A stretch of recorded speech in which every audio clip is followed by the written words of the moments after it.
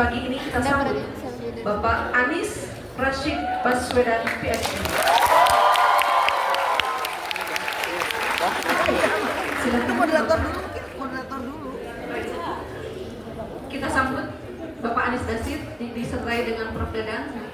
Tapi ini kursinya Enggak memang. Ya, pengantar dulu.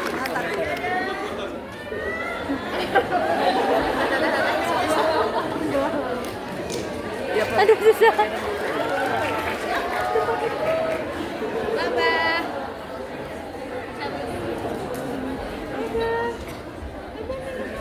Pagi ini dipandu oleh Profesor Dr. Dadang Sunendar MPD yang saat ini menjabat sebagai Ketua Lembaga Penelitian dan Pengabdian kepada Masyarakat Universitas Pendidikan Indonesia sekaligus dosen program studi pendidikan bahasa Perancis. Yang sebelumnya pada tahun 2015 beliau dilantik sebagai Kepala Badan Pengembangan dan Pembinaan Bahasa Kementerian Pendidikan dan Kebudayaan Republik Indonesia. Silakan kepada Profesor Dr. Dadang Sunendar, tempat dan waktu kami persilakan. Baik, terima kasih. Bismillahirrahmanirrahim. Assalamualaikum warahmatullahi wabarakatuh. Waalaikumsalam warahmatullahi wabarakatuh. Yang saya hormati Pak Anies Baswedan, tamu kita semuanya, tamu agung. Yang saya hormati Pak Ware, Guru Dekan, para Wakil Dekan, Pak Kepala Humas, para Dekan, para Guru Besar, dan para mahasiswa yang saya banggakan semuanya. Saya, Pak Anies, pernah jadi wakil dekan di sini. Kalau mengajak rapat, seminar, para dekan, para mahasiswa suka agak susah. Tapi hari ini itu terbantahkan semua. 2 hari yang lalu, kita semuanya kedatangan 3 figur juga. Salah satunya Eko Saputra. Barang saya. Dalam hati kami semuanya, karena dari ribuan mahasiswa jerit-jerit, pasti tidak akan ada yang bisa menyaingi Nikola Saputra. Ternyata itu juga terbantahkan hari ini. Baik, saya jangan lupa karena saya sebagai moderator juga. Meskipun kita semuanya sudah mengenal siapa beliau, siapa Pak Anies yang kita cintai ini, tapi saya harus melaksanakan tugas saya. Pak Anies Rashid Baswedan ini lahir di Kuningan, di Jawa Barat, orang Jawa Barat. Pada tanggal 7 Mei tahun 1969 dari pasangan Bapak Rashid Baswedan dan Ibu Alia, Profesor Alia, ya, yang tadi disebutkan. Beliau adalah alumni UPI juga. Ya. Masya Allah. Dan kedua orang tuanya ini adalah pendidik. Ya. Lahir beliau dari keluarga yang sangat terpelajar. Ada satu rahasia yang saya dapat japrian.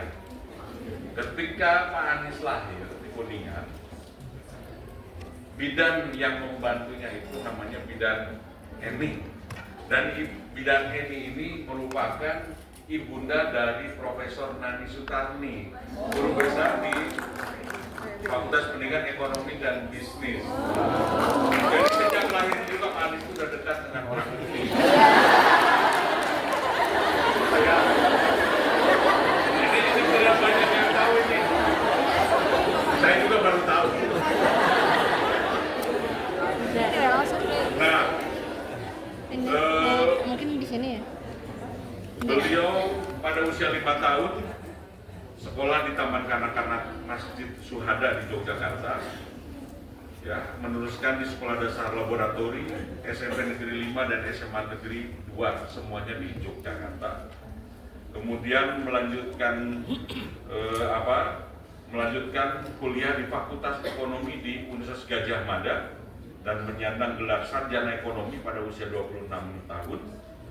Kemudian Pak Anies langsung aktif di lembaga kajian ekonomi di alma maternya di Pusat Antar Universitas Studi Ekonomi UGM.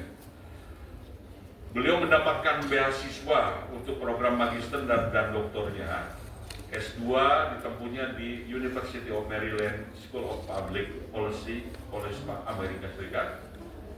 Dan S3-nya di Northern Illinois University di Department of Political Science, DeKalb, Illinois, Amerika Serikat juga.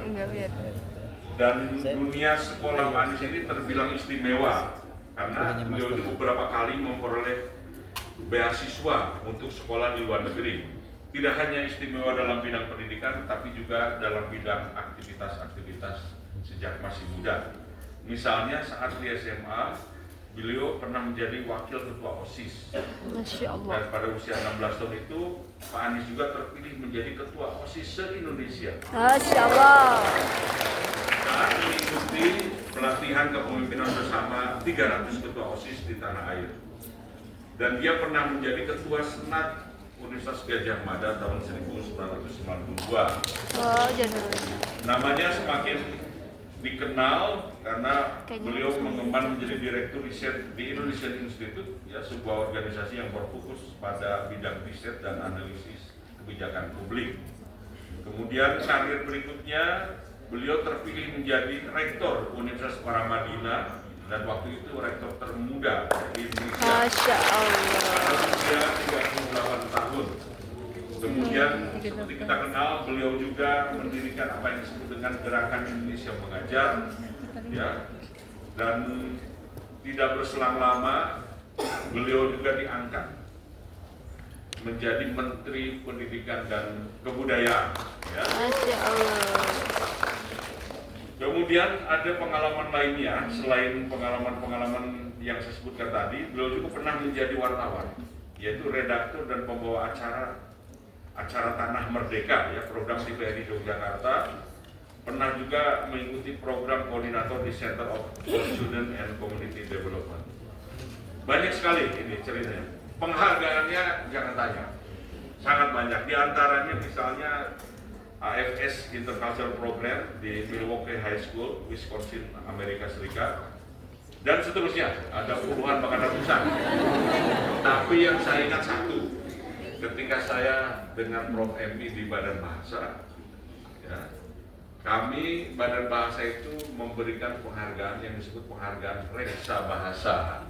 Nah, karena ketika beliau menjadi gubernur, saya tadi lupa mengatakan, beliau dengan Pak Sandiaga Uno menjadi gubernur DKI Jakarta. Ketika beliau menjadi gubernur di Jakarta, beliau berani merapikan bahasa-bahasa negara kita, mengalahkan bahasa Inggris di ruang-ruang publik. Jadi kalau kita lihat sekarang di Bandara Soekarno-Hatta, di MRT di Jakarta, namanya sesuai peraturan perundangan. Bahasa Indonesia dulu dalam huruf yang besar, di bawahnya bahasa Inggris. Itulah.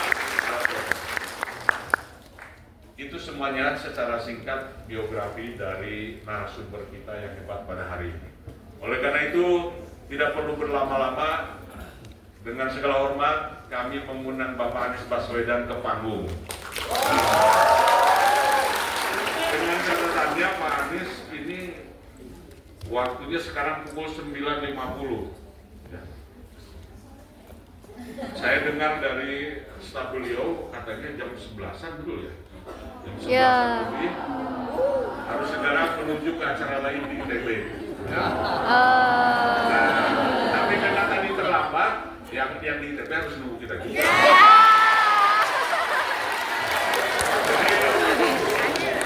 Silakan Pak, waktunya mau 1 jam terserah.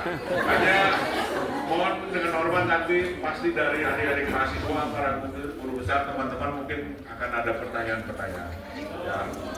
Ya, nanti saya minta izin kalau mau potong untuk acara tanya. Silakan Pak Anies. Saya maju ya.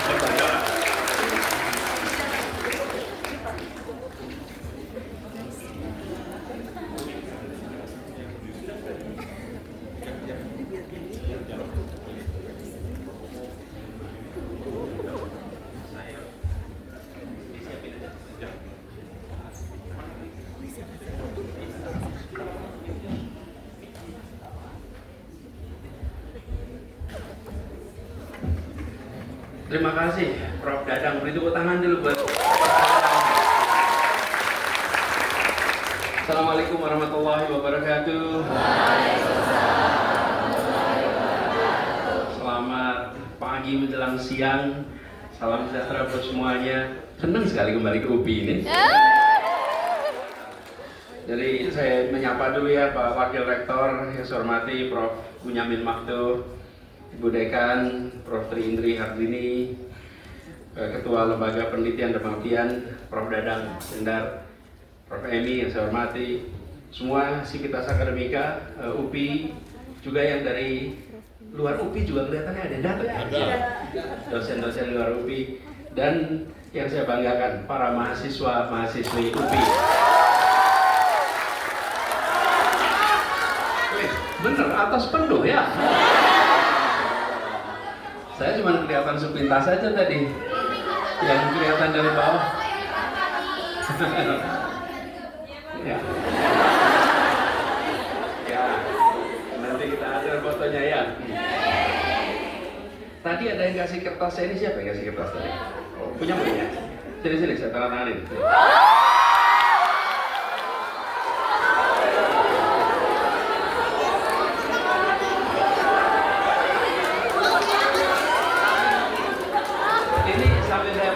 Dikasih tanda tangan. Saya bawa kertasnya. Nanti jangan sampai nanti saya membawa pulang yang bukan miliknya ya. Saya senang sekali kembali ke UPI, dan seperti tadi dibilang Prof. Bunyamin, saya kembali ke UPI ini sesungguhnya bukan hanya ibunda, itu bukan hanya alumni UPI.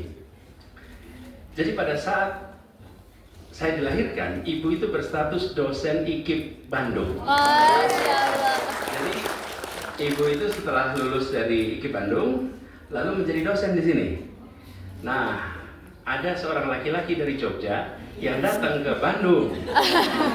Urusannya urusan pergerakan kami KAPI tahun 66 waktu itu. Nah, karena urusan kami lalu laki-laki ini menginap di rumah ketua kami Bandung. Nah, ketua kami Bandung itu namanya Ahmad, mahasiswa ITB. Nah, ketika tinggal di tempatnya, kos-kosannya, kontrakan rumahnya Ahmad ini, dia lihat kakaknya Ahmad namanya Alia. Nah, kemudian jadi dilamarlah Alia itu. Tahun 66-67, menikah tahun 68. Lalu dibawa ke Jogja, tapi statusnya masih dosen IKIP Bandung. Jadi dalam keadaan mengandung, beliau bolak-balik Jakarta Bandung naik kereta, Jogja Bandung naik kereta. Mengajar tetap di sini. Jadi dari Jogja ke Bandung dalam keadaan mengandung. Jadi pada saat itu statusnya, kalau ditanya ibunya siapa yang saat melahirkan, yang dibantu bidan Eni, itu adalah dosen IKIP Bandung. Yang terus berubah jadi UPI. Jadi saya tadi pagi pamit sama ibu, saya bilang saya akan ke alma mater ke Bandung dan mengingatkan masa kecil dulu kalau ke Bandung pasti diajak ke Ledeng katanya. Benar ya? Iya, ibu selalu bilang gitu. Benar kan? Soalnya seingat saya gitu, ke Ledeng. Jadi ibu itu asramanya di Buah Batu. Buah Batu sekarang jadi rumah sakit Muhammadiyah. Waktu itu asrama putri. Kemudian naik sepeda sampai ke sini ketinggian. Ya, agak kaget ya. Jadi naik sepeda sampai di depan gedung Asia Afrika. Lalu IKIP Bandung itu punya bis shuttle dari gedung Asia Afrika ke Ledeng. Jadi kayak gini-gini saya lebih tahu cerita nih daripada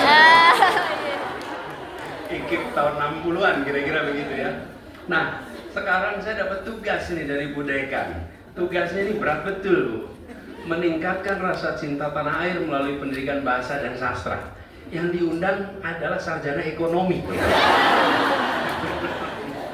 Ketemunya di sini sarjana sastra, sarjana bahasa, jadi saya ini kayak menggarami air laut sebetulnya.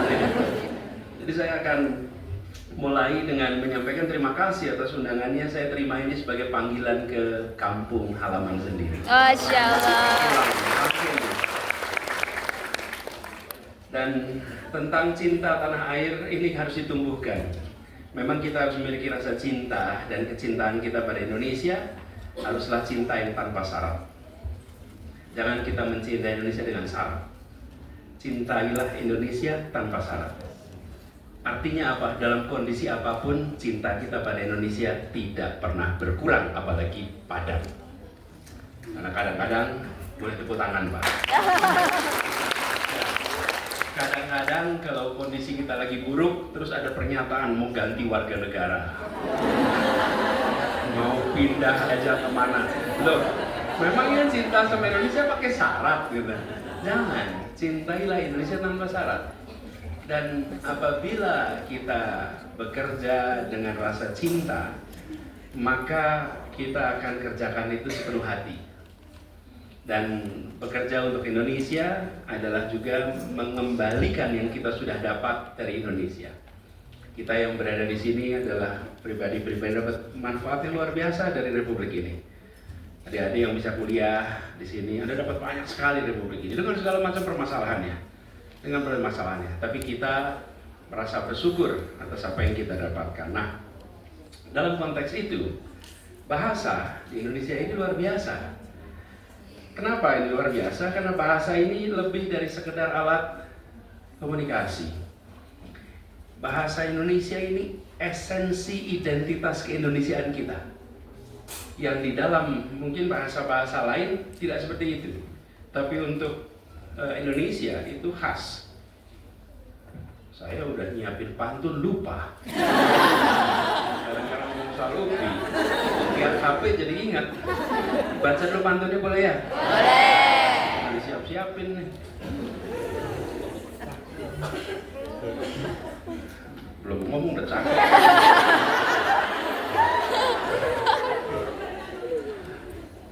Pagi sendu langitnya mendung. Disapa hangat secangkir kopi. Senang sekali pergi ke Bandung. Khususnya karena kembali ke UPI. Harusnya tadi awal itu. Kelewatan. Nah, kembali kepada soal bahasa tadi. Jadi bahasa Indonesia ini buat kita di Indonesia ini adalah wadah pembawa sejarah, wadah pembawa nilai, dan cara kita memandang dunia. Bahasa nasional kita ini, bahasa Indonesia, menyatukan kita semua di seluruh penjuru tanah air. Saya membayangkan bahasa Indonesia ini seperti benang yang menenun kain indah bernama Indonesia. Benangnya apa? Bahasa Indonesia. Itu dahsyat sekali. Dan anyaman itu yang terjadi, tenun yang terjadi, saya istilahkan tenun kebangsaan, warna-warni karena bahasa yang bervariasi. Itu dahsyat. Dan ini kita ingat karena baru beberapa hari yang lalu kita memperingati Sumpah Pemuda. Ada 3 butir sumpah itu. Betul kan 3 butir ya sumpahnya? Satu tanah air, satu bangsa, satu bahasa persatuan. Bukan satu bahasa Indonesia ya, satu bahasa persatuan, bahasa Indonesia. Jadi ini bukan hanya bahasa bersama, tapi bahasa persatuan. Dan ketika bahasa persatuan itu disepakati, sebenarnya penggunanya secara komposisi di bangsa kita, paling besar bahasa apa yang paling banyak digunakan Nusantara? Jawa. Sunda. Batak. Melayu. Melayu. Manado, dan seterusnya. Saya selalu membayangkan, Ibu sekalian, gimana ya rasanya tokoh-tokoh muda ini pulang ke kampung halamannya, apalagi yang pengguna bahasanya banyak, menjelaskan bahwa tidak menggunakan bahasa dia. Bayangkan Jong Java, tokohnya pulang ke Jogja, ke Solo, terus ditanyai oleh lingkungannya, kenapa tidak menggunakan bahasa Jawa sebagai bahasa persatuan? Itu dahsyat. Disitulah kita menyaksikan yang namanya kepentingan kebangsaan di atas kepentingan-kepentingan lainnya. Itu dahsyat. Dan menjadi Indonesia ditandai dengan bisa berbahasa Indonesia. Saya ingat kisah tentang Sultan Takdir Ali Shahbana, dan dugaan saya generasi juga begitu. Di sekitar Pasar Senen Jakarta, mereka membuka kios-kios kursus bahasa Indonesia.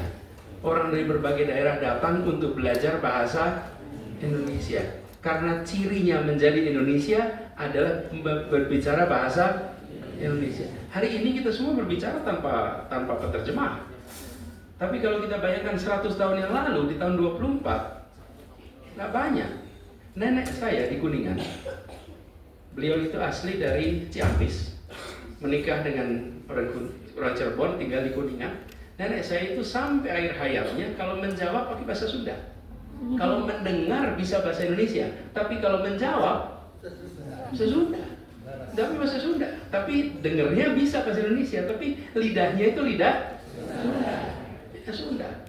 Dan di keluarga kita saya rasa sama. Di rumah pada berbicara bahasa Sunda, tapi begitu keluar menggunakan bahasa Indonesia. Jadi bagaimana menjadi Indonesia itu unik sekali dengan bahasa. Sesuatu yang tidak ditemukan di bangsa-bangsa yang lain.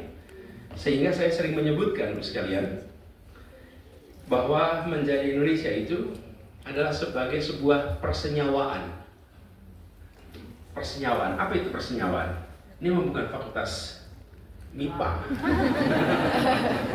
Ini bukan MIPA, tapi belajar dikit-dikit kan tahu ya kira-kira. Dulu SMA kan lulus kan? SMA kan ada. Ya SMP lah, SMP. Persenyawaan belajar kan? Ada percampuran, ada persenyawaan. Apa bedanya? Ya kalau nggak bisa jawab bolehlah, saya kan bahasa Pak gitu ya. Apa bedanya persenyawaan dan percampuran? Ya. Beda katanya. Coba percampuran persenyawaan sama nggak tuh? Berbeda. Apa pembedanya? Sifatnya apa? Bisa ciri dari mati-mati unsurnya hilang. Kalau campuran mah mati-mati gitu. Ya. Nih, kalau yang percampuran, nomor satu, dia tidak menghasilkan entitas baru. Ya, dan dia bisa dipisahkan kembali. Gula dicampur sama air, nanti bisa dipisah lagi tuh. Ya percampuran. Tapi kalau persenyawaan itu terjadi unsur yang berbeda bersatu membentuk unsur baru yang terbuat dari masing-masing unsur. Contohnya H2O. Air itu adalah persenyawaan antara hidrogen dan oksigen. Dia membentuk sebuah entitas baru bernama air. Apakah dalam air ada hidrogen? Ya. Apakah dalam air ada oksigen? Ada. Apakah air hidrogen? Bukan. Apakah air adalah oksigen? Bukan. Itulah Indonesia kita. Bagaimana unsur-unsur ini? Ada Sunda, Jawa, Madura, Bugis, Manado, Timor, Batak, Aceh. Itu adalah unsur-unsur bersenyawa membentuk entitas baru bernama Indonesia. Unsur pembentuknya banyak. Dan entitas ini ditandai dengan bahasa Indonesia. Lalu dengan mudahnya kita berbolak-balik. Teman-teman berbicara bahasa Indonesia tidak merasa kehilangan kesundaannya. Dan teman-teman berbicara bahasa Sunda tidak merasa kehilangan keindonesiaan. Dahsyat bukan? Hanya ada di bangsa ini. Di tempat lain kalau berbicara bahasa beda ditanya, Anda kurang ini, kurang itu. Di kita itu sebagai sebuah proses yang alamiah. Di rumah kita ngobrol dengan bahasa Sunda, keluar rumah pakai bahasa Indonesia, dan itu semua dikerjakan dengan sangat halus, mengalir tanpa beban. Padahal kalau lihat keberagamannya, menurut catatan dalam urusan keberagaman, bangsa yang paling banyak bahasanya itu Papua Nugini. Nomor 2 Indonesia, kita berada di angka 720. Indonesia ini beragam, tapi apakah kita paling beragam? Bukan. Teman-teman nanti Google aja, bangsa mana yang paling beragam. Anda akan ketemu di seluruh dunia, pakai etnisitas dan lain-lain, Indonesia ini rankingnya di bawah 20. Kita bukan bangsa paling beragam secara etnisitas. Banyak bangsa lain yang jauh lebih beragam. Karena itu, saya sering mengatakan bahwa keunikan Indonesia, bangsa ini bukan pada beragamnya, bukan pada binekanya. Ini kalimat ini. Bineka Tunggal Ika. Bineka Tunggal Ika ini apa kalimat, satu kalimat ini yang kata terpentingnya di situ? Tunggal. Bineka, kita bukan paling bineka di dunia. Ada 20 lebih bangsa yang lebih bineka dari kita. Tapi yang membedakan kita dengan mereka, di sini ada persatuan. Di sini ada kebersamaan. Dan apa? Tenun ikat benang yang merajut, namanya bahasa Indonesia. Itu pemersatu luar biasa. Pemersatu luar biasa di mana saja, kapan saja. Dan yang menarik, kesepakatan bahasa ini bukan perintah negara. Negaranya belum ada, bangsanya sudah sepakat punya bahasa bersama. Hanya Indonesia. 17 tahun sebelum ada negara, kita sudah menyepakati bahasa. Nggak ada keterpaksaan. Tidak ada kemudian kami menolak, nggak ada. Kenapa? Karena ini bukan sesuatu yang dipaksakan dari atas. Ini adalah kesepakatan yang diiringi keikhlasan dari seluruh unsur-unsur yang ada di bangsa kita. Kita kadang-kadang menganggap ini sebagai sesuatu yang simple dan tidak dipikirkan, tidak diapresiasi. Coba kalau kita tidak punya kesepakatan itu. Coba bayangkan. Bayangkan, ini counterfaktual nih. Misalnya tidak terjadi kesepakatan itu. Bagaimana Pak Indonesia hari ini? Waduh. Kalaupun nggak pakai paspor, kita satu negara misalnya, kemana-mana harus penerjemah. Kebayang nggak DPR kita pakai penerjemah? Lu iya kan, itu kan dewan. Nanti anggota DPD dari Jawa Barat pakai bahasa Sunda. DPR dari Jawa Timur ada yang bahasa Jawa, ada yang bahasa Madura. Kebayang nggak Bapak sekalian? Betapa perasaan bersatu itu nggak hadir. India lebih bineka dari kita, lebih beragam. Di DPR-nya bahasanya apa? Bahasa Inggris boleh, bahasa Hindi boleh, bahasa Urdu boleh, bahasa daerah boleh. Apa yang terjadi? Anggota-anggota dewan seringkali menggunakan bahasa daerahnya untuk menunjukkan saya lebih memiliki semangat kedaerahan daripada yang lain. Apa yang terjadi? Berlomba-lomba menunjukkan saya lebih X daripada yang lain. Tapi dengan kita menggunakan bahasa Indonesia, relax. Teman-teman tahu Uni Eropa? Uni Eropa itu adalah sebuah negara, sebuah federasi. Sebuah negara baru karena paspornya satu, visanya satu, ini sebuah federasi. Ada berapa bangsa yang berkumpul di Uni Eropa? Banyak. Tentulah banyak. Banyaknya berapa ini? Kalau tidak salah ada 28 bangsa. Pertanyaannya, apa bahasa persatuan mereka? Inggris udah keluar, namanya Brexit. Inggris sudah nggak lagi bagian dari Uni Eropa. Jadi bahasa persatuan mereka apa? Masing-masing negara. Kira-kira apa? Bahasa resmi Uni Eropa ada 23 bahasa. Artinya apa? Dalam setiap persidangan di bagian belakang itu banyak box. Box itu isinya penerjemah. Dalam semua dokumen yang disepakati diterjemahkan dalam 23 bahasa. Banyak sekali lost in translation. Dan yang pasti tidak mungkin punya angkatan bersenjata yang kuat. Karena nggak mungkin komandan semua pasukan pakai penerjemah.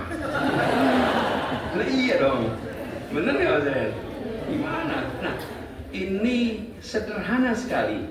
Bagaimana bahasa, karena itu teman-teman sekalian, Bapak Ibu sekalian saya hormati, bahwa di dalam konteks Indonesia, persatuan yang kita miliki itu pondasinya dibangun dengan bahasa. Kemana saja, di mana saja. Bahkan saya berapa kali merasakan fenomena unik. Ini anekdotal, peristiwa kecil, tapi buat saya ini rasanya seperti pengingat betapa bahasa Indonesia itu luar biasa. Teman-teman, adik-adik kenal Taman Mini Indonesia Indah ya? Tahu. Itu Taman Mini itu pengunjungnya kebanyakan dari daerah. Orang Jakarta sendiri malah jarang ke Taman Mini. Bener nggak? Coba nih orang Jakarta siapa ke Taman Mini nih? Ada. Nah, keluarga kami itu termasuk yang sering ke Taman Mini. Ini anomali kita ini. Ya, anak-anak itu ketika anak-anak masih kecil, saya sering ajak ke Taman Mini. Tapi daripada keliling Indonesia jauh-jauh kan, saya ajak ke Taman Mini supaya mereka lihat berbagai tempat itu.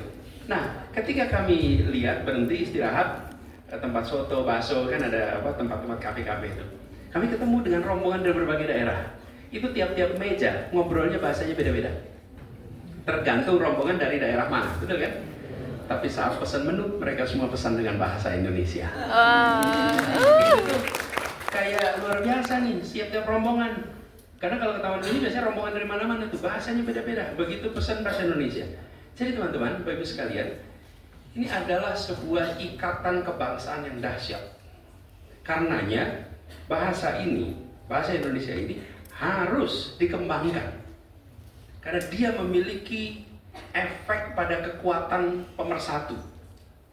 Dan pengembangan itu salah satunya adalah dengan sastra. Sastra ini kan berfungsi sebagai cermin yang memantulkan identitas nasional kita. Lewat cerita, lewat puisi, esai, kita mengeksplorasi kompleksitas pengalaman manusia. Kita mengembangkan empati, kita mengembangkan keterampilan berpikir kritis. Dan tradisi sastra di bangsa kita ini luar biasa kaya. Dari karya-karya klasik sampai suara-suara kontemporer. Ini semua kalau bisa dibayangkan itu seperti menawarkan pandangan panoramik tentang perjalanan bangsa kita selama ini. Apa saya menggunakan istilah panoramik? Kita belum ketemu, nanti mudah-mudahan ada bahasa kita. Kenapa panoramik? Karena itu kalau lensa itu seperti dibuka bukan hanya 0,5, 0,3. Jadi layarnya luas sekali, menangkap semua. Dan ini juga menjadi kesempatan untuk kita melestarikan ingatan kolektif kita, merayakan kemenangan kita, membantu kita bergulat dengan tantangan.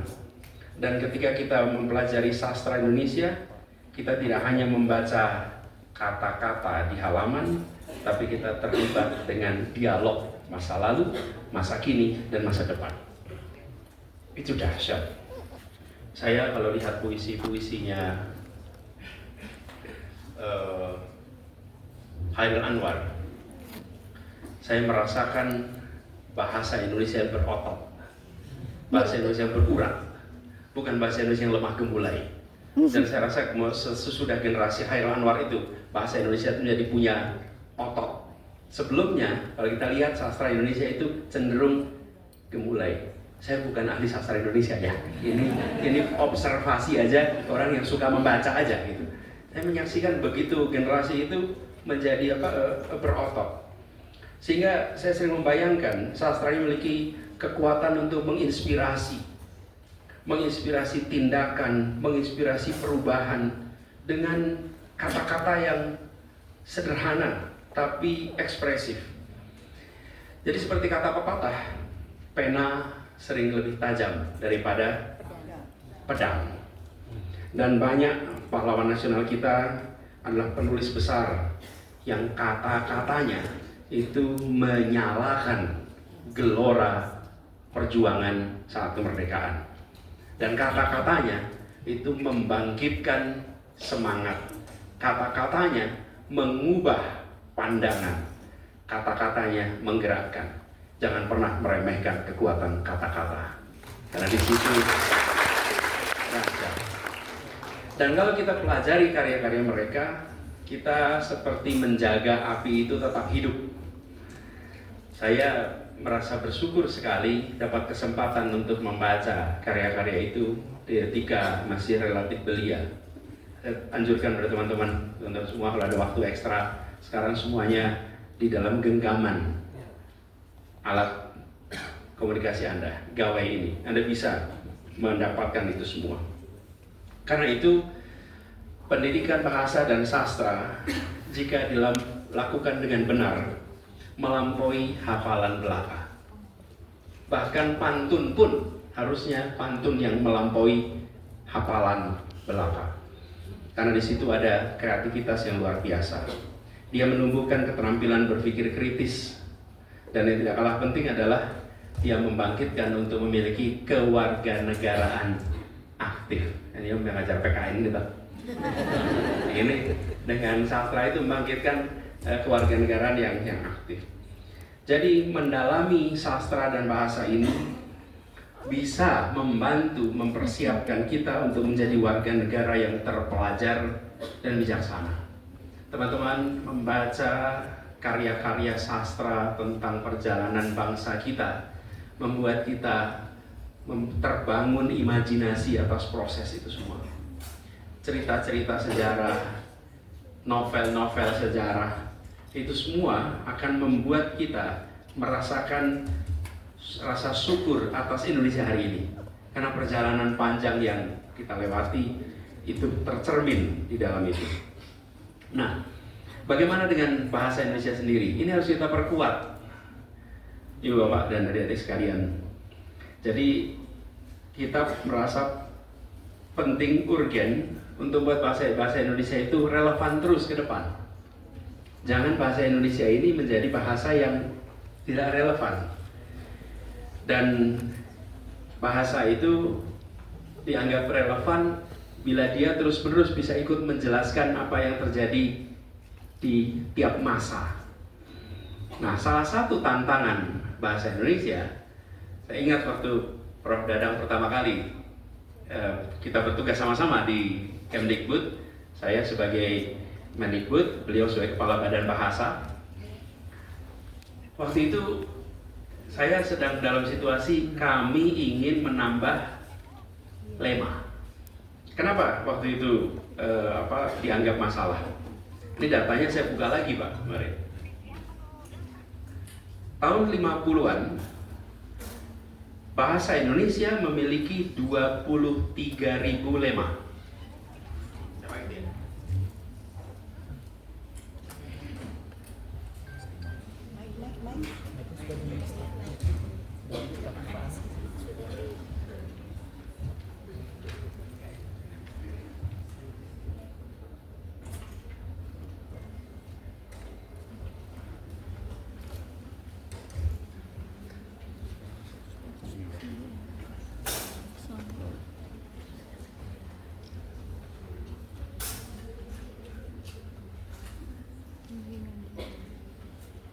Ajar beneran.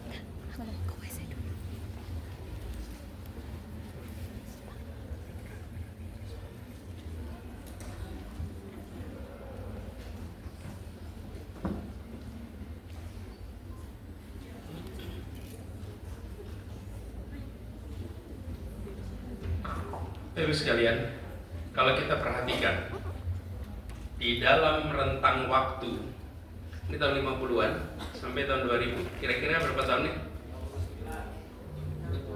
Sebutlah 60 tahun. 60 tahun kira-kira. Pertambahan bahasa Indonesia dari 23 menjadi 90. Kira-kira berapa? 67.000. Delta kita hanya 67. Bayangkan 60 tahun perjalanan, pertambahan kosakatanya 67.000.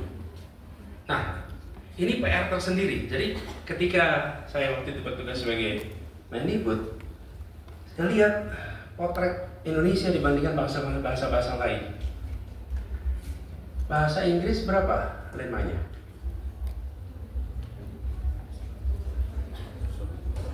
Bahasa Inggris itu sekitar 1 juta. Yang tercatat di Wiki Dictionary itu 755.000.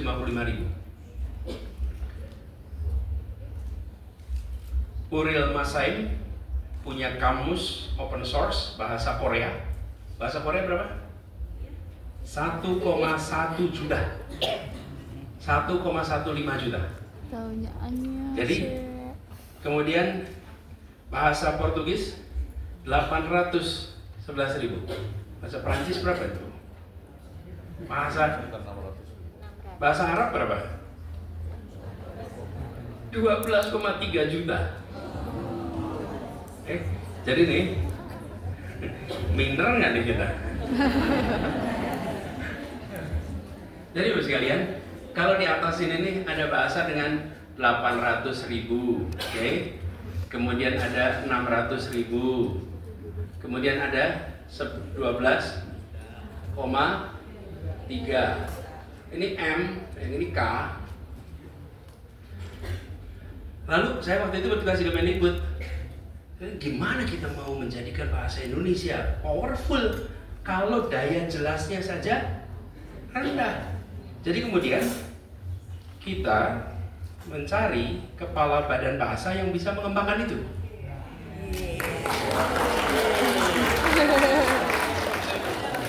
Asbabul nuzulnya kepala badan bahasanya sastra Prancis. Saya banyak ditanyain orang, Pak, kenapa sastra Prancis? Karena kami bukan berkepentingan sekedar, itu banyak teknisinya. Teknisi artinya yang berbicara teknisnya. Tapi kita membutuhkan seseorang yang punya benchmark, yang punya pembanding dengan bahasa yang memiliki diksi lema yang lebih banyak supaya bahasa ini berkembang. Jadi tujuannya bukan semata-mata soal teknis, tapi tujuannya bagaimana buat bahasa Indonesia ini berkembang. Dan kalau kita lihat, Bapak sekalian, kalau kita lihat, tes, nah oke. Kalau kita perhatikan, Bapak sekalian, kita ini memiliki kemampuan untuk memperkaya bahasa dengan apa? Menyerap bahasa daerah. Bahasa daerah kita itu kayanya luar biasa. Cuman yang membuat kita ini, menurut saya dulu saya katakan, kenapa bahasa Indonesia sering tidak berkembang? Karena ada kalimat itu, menggunakan bahasa Indonesia yang baik dan benar. Itu membuat kita terkunci dengan kebenaran menurut siapa? Loh, menurut siapa benar itu? Saya bukan ahli bahasa ya, tapi kalau sekarang ini kita sepakati, ini apa namanya? Tumbler.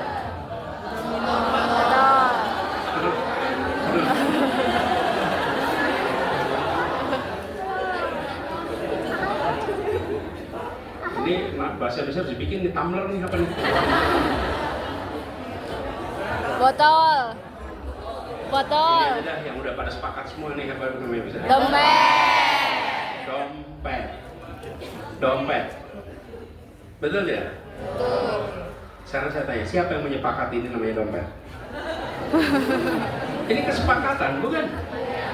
Kalau dulu disepakati namanya kantong, boleh tidak? Boleh. Ini kesepakatan. Nah, kita terkunci harus menggunakan bahasa Indonesia yang baik dan inovasi turun drastis. Anak-anak muda yang menggunakan bahasa anak muda disalahkan oleh orang tuanya. Kenapa? Itu bukan bahasa Indonesia yang baik dan benar. Loh, itu kesepakatan mereka kok, itu bahasa. Iya. Kenapa jadi bahasa kita larang berkembang? Kita harus selalu mengembangkan. Dan mengembangkan itu memang melanggar kebiasaan. Memang melanggar kebiasaan. Prof. Bunyamin ini seorang pelanggar kebudayaan. Kenapa? Karena yang namanya batik diwarnai itu hanya untuk sarung. Pakemnya, Ibu lihat aja, yang namanya kain yang dibatik itu dipakainya untuk sarung. Laki-laki itu pakaiannya polos. Lihat aja. Lalu terjadilah pelanggaran. Kain itu dipakai untuk kemeja. Orang-orang pertama yang pakai kain sebagai kemeja pasti jadi tontonan. Ini orang sakit nih kira-kira. Orang sarung dipakai baju. Hari ini tidak disadari lagi itu dalam pelanggaran. Hari ini kita menyebutnya pakaian tradisional Indonesia. Itu dulunya pelanggaran, Bapak Ibu. Nah, kita itu harus membuka ruang itu.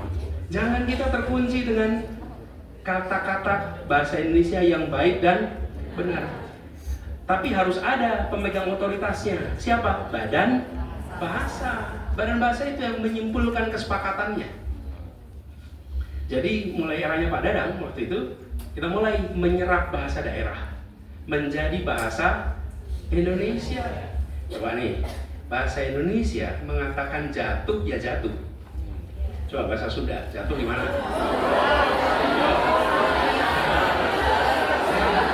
Kesewat di Coba bahasa Indonesia, bahasa Sunda. Coba, saya pinjam satu. Coba. Bahasa Sundanya jatuh apa saja?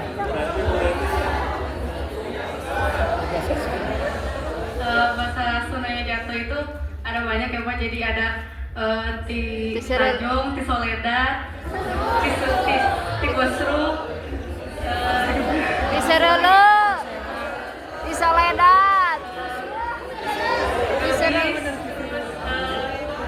Labu, Labu, Gebis, di Soledad, Kajepros, apalagi tuh? Di Julumuk, ya? di Kusruk, di Jongkel. Terima kasih. Ibu sekalian, pertanyaannya, boleh nggak itu diserap bahasa Indonesia? Boleh. Bayangkan, jatuh terjelungup ke depan. Oke? Kalau bahasa Indonesia apa? Di Kusruk. Selesai. Betul nggak? Jatuh kepleset karena licin. Di Soledad. Soledad. Nah, itu bayangkan bahasa Indonesia menggunakan 3-4 kata untuk menjelaskan sebuah peristiwa. Tapi bahasa Sunda satu kata selesai.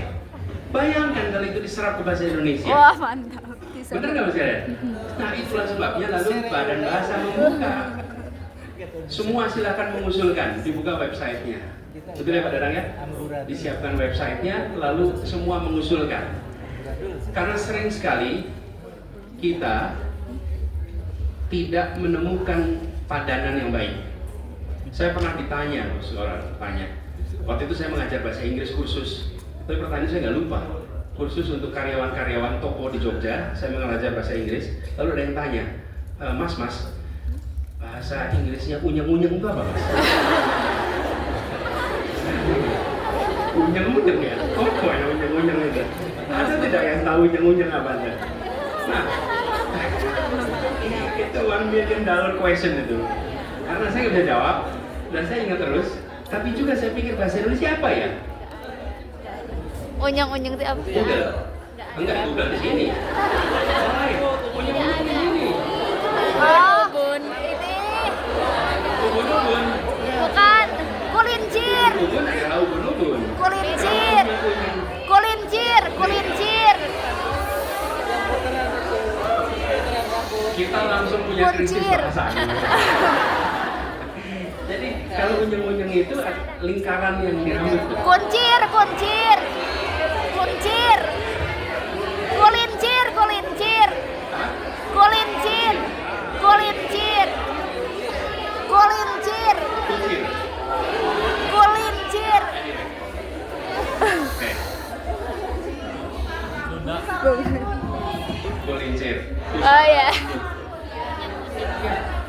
satu kata yang menjelaskan. Jadi kita ini harus lebih banyak, guys. Nah, bahkan dan kita selama ini sudah melakukan. Bapak Ibu sekalian, suasana di sini santai. Itu bahasa apa? Santai itu. Bahasa Indonesia, iya, dari mana? Dari Komering. Apa tuh? Santai itu bahasa Komering. Suatu ketika majalah Tempo, salah satu jurnalisnya sedang menulis, dia menggunakan kata relax. Terus dia tanya, ada nggak yang tahu relax bahasa Indonesianya apa ya? Nggak ada. Nggak ada bahasa Indonesia relax. Ya relax aja. Terus ada satu orang bilang, pakai santai aja. Apa itu santai? Ya relax. Di mana itu? Komering. Ya udah kita pakailah kata santai. Dan kita pakai kata santai pertama kali, apa ini kata santai ini? Sekarang semua orang tahu itu Santuy. santai. Jadi kalau kita bisa mengatakan misalnya, gawai merupakan kebutuhan pokok di era Kiwari ini. Boleh nggak? Boleh. Jadi kita nggak bilang era modern, tapi Kiwari. iya.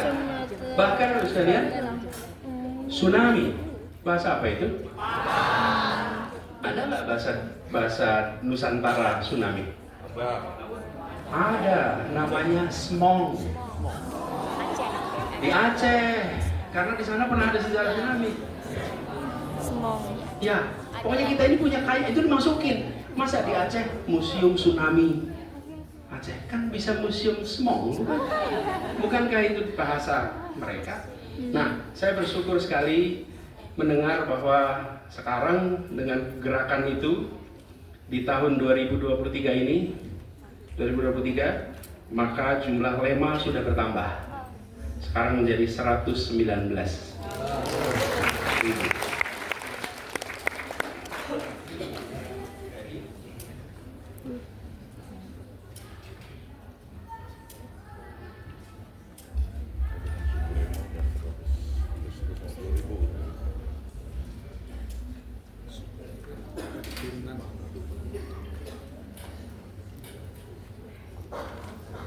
Itu hampir 30.000 dalam waktu yang relatif singkat. Jadi sekalian, teman-teman sekalian saya hormati, kita harus meneruskan. Nah, kami di Jakarta yang ceritakan Pak Prof. Dadang tadi, kami di Jakarta menggunakan terminologi baru. Misalnya transportasi umum di Jakarta, kita menggunakan istilah Jaklingko. Lingko itu apa? Keliling kota ya. Boleh juga sih. Lingko, nanti boleh di Google. Lingko itu dari Manggarai, Nusa Tenggara Timur. Di Kabupaten Manggarai, sistem persawahan, sistem irigasi itu namanya lingko. Bentuknya seperti jejaring laba-laba. Karena itulah kemudian kita melihat tersambungan kemana-mana namanya lingko. Boleh di Google, keluar lingko. Jadi jaknya Jakarta, lingko adalah jejaring. Lalu kita usulkan ke Badan Bahasa, tolong ini diresmikan sebagai bahasa Indonesia. Lalu Badan Bahasa meresmikan, Jakarta menggunakan sebagai nama untuk jejaring transportasi. Semuanya kami kirimkan moda raya terpadu MRT. Itu kami kirimkan ke Badan Bahasa. Jadi kami menggunakan terminologi yang sebelumnya menggunakan bahasa asing dijadikan bahasa Indonesia, kita usulkan ke Badan Bahasa dan oleh Badan Bahasa distempel menjadi bahasa Indonesia. Dan kalau tidak salah 6 bulan sekali ya Pak Dadang ya? 6 bulan sekali bersidang dan 6 bulan sekali mengeluarkan. Nah, ini yang harus kita dorong terus. Jadi buat teman-teman semua, para mahasiswa khususnya, saya ingin mengajak kepada semua untuk satu, merangkul sastra, bahasa, bukan hanya sebagai mata pelajaran yang harus dipelajari, tapi sebagai alat pertumbuhan pribadi dan untuk pertumbuhan bangsa. Baca, baca, dan baca. Perluas bacaan, perluas bacaan, pilih sastra-sastra, pilih karya-karya sastra yang pendek, yang panjang sesuai dengan minat Anda. Lalu menulislah, buat teman-teman mahasiswa, menulislah, karena Anda sehari-hari aktif menulis, hanya singkat-singkat. dan serba disingkat. Saya tadi pagi on the way ke sini itu cari kopi, Bu. Terus ketemu tulisan gerlong. Apa ini? Rupanya geger kalong. Dulu namanya geger tahu geger kalong, sekarang namanya gerlong. Jadi ya sudah itu kesepakatan mereka kan, kesepakatan undang-undang baru ini. Jadi tapi usul saya, tulislah. Kalau Anda menulis, maka Anda harus baca. Karena hampir tidak mungkin bisa menulis tanpa baca. Jadi targetkan Anda menulis. Tulislah, tidak harus dipublish, tapi tulis, dan tulis. Karena menulis ini menjadi sesuatu yang mendasar sekali. Ini pengalaman keluarga saja. Kakek kami di Kuningan, itu anak-anaknya pada sekolah di Bandung. Diwajibkan setiap anak seminggu sekali menulis surat. Menulis surat, menulis WA bisa tolong, udah habis. Nah kalau surat itu kan harus panjang, bukan? Dan ketika kemudian ditanya, iya, supaya anak-anak terbiasa menulis surat, tulis. Jadi buat adik-adik semua, menulislah. Lalu sesudah itu fase berikutnya, menulislah ide, menulislah pikiran, menuliskan gagasan. Dari semula mungkin menuliskan pengalaman, menulis imajinasi, tulislah ide, tulislah gagasan.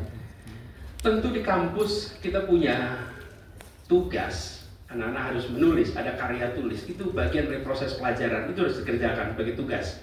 Tapi yang saya ingin sampaikan di sini, menulis sebagai sebuah kebiasaan. Dan dengan kita punya persoalan-persoalan kebangsaan yang banyak, teman-teman muda punya laboratorium untuk mengungkapkan pikiran pandangan atas situasi yang sedang dihadapi bangsa Indonesia. Dari mulai persoalan sosial, persoalan ekonomi, persoalan politik. Jadi saya menganjurkan kepada teman-teman mahasiswa, jangan hanya memikirkan tentang kehidupan kuliah saja. Tapi Anda punya tanggung jawab moral untuk memikirkan kehidupan bangsa dan masa depan bangsa. Itu artinya Anda harus sensitif. Dan ini tentu juga pada sivitas akademika. Karena kampus-kampus Indonesia adalah kampus-kampus yang dibangun dengan semangat perjuangan. Kaum intelektual adalah cikal bakal pendirian republik ini. Kampus harus terus menjadi motor untuk menjaga kewarasan bernegara. Kalau negara mulai agak melenceng-melenceng, kampus yang meluruskan.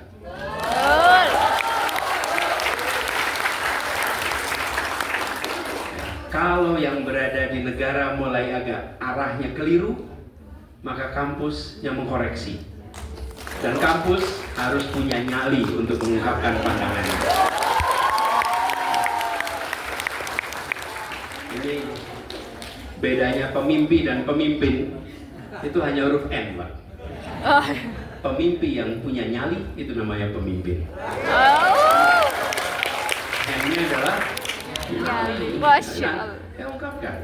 Inilah cara kita. Dan apa ungkapan? Ungkapan itu dengan pesan. Pesan itu penuh dengan kata-kata.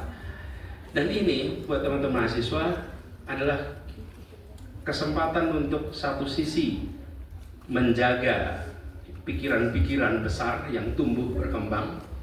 Yang kedua, melatih untuk mengkomunikasikan pikiran-pikiran kepada berbagai pihak. Dan tanpa disadari, dia akan menguatkan bahasa Indonesia. Jadi saya berharap juga buat teman-teman muda, kalau melihat ada kompetisi, ada sayembara, menulis, ikutlah. Soal menang dan tidak soal lain. Tapi soal ikut, itu soal menyiapkan diri untuk bisa menulis. Itu banyak sekali sekarang kesempatan-kesempatan itu. Dan sekarang Anda posting apapun, sesungguhnya Anda sedang ikut di dalam mengembangkan ekspresi sastrawi apapun. Saya perhatikan kalau di Twitter itu, sekarang bukan Twitter, X ya, X. Di X itu ekspresi-ekspresinya bermacam-macam. Ini kesempatan sebenarnya untuk Anda mengungkapkan. Dan ungkapkan yang baik-baik, supaya di kemudian hari Anda tidak harus menghapus akunnya.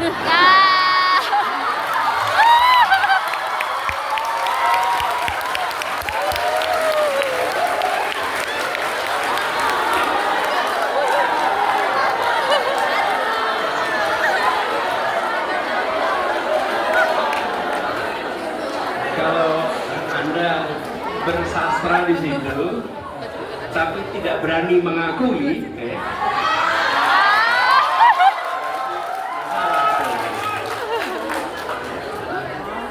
hati-hati kedengeran loh.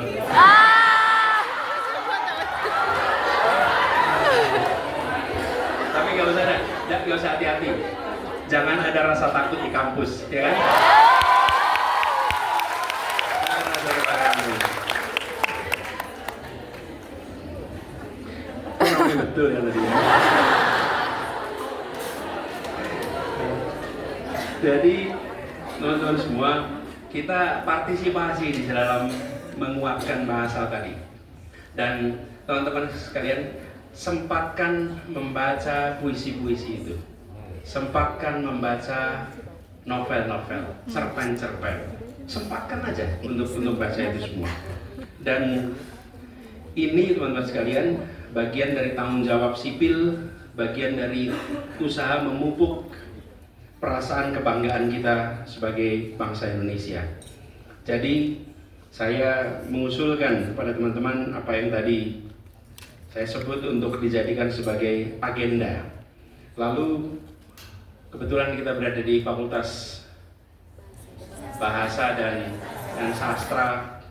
Saya usul secara serius untuk ada upaya mendorong dengan mahasiswa yang datang dari berbagai daerah untuk mereka memunculkan diksi lema bahasa daerahnya di dalam percakapan di sini. Kalau di fakultas sastra, bahasa, mahasiswa dari mana-mana dipancing untuk mereka ikut kontribusi. Satu semester 100, satu semester 200, terus kan itu akan nambah sekali pada kekayaan bahasa Indonesia kita. Lalu sering-sering kita menyelenggarakan sayembara penulisan-penulisan itu. Lalu yang tidak kalah penting terkait pengembangan bahasa ini, alat ini, gawai ini adalah instrumen, alat untuk menyambungkan dengan berbagai sejawat. Sejawat itu artinya dosen maupun sejawat teman-teman mahasiswa dengan sesama mereka yang memiliki minat di bidang sastra dan bahasa. Karena itu penguasaan pada teknologi menjadi mendasar. Bapak sekalian, kita menyadari betul kekayaan ini dan mari kita pertahankan sama-sama.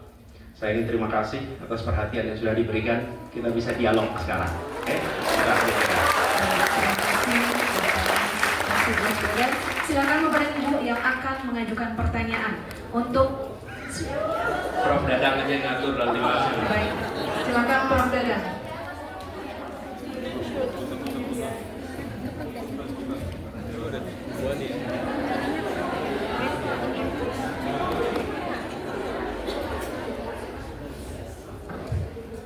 Terima kasih Pak Anies Baswedan yang sudah menyampaikan gagasan idenya yang luar biasa.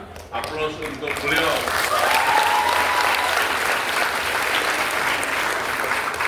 Ketika saya menjadi anak buahnya dulu di kementerian, beliau konsisten dalam bidang pengembangan bahasa negara yang kita cintai ini. Ya. Baik, ini kita punya waktu kurang lebih sekitar. Ini saya mau cek, katanya terjadwal zuhur. Jadi kita zuhurnya hari ini bukan besok. Yuk kita segera. Ya, baik. Saya buka termin pertama.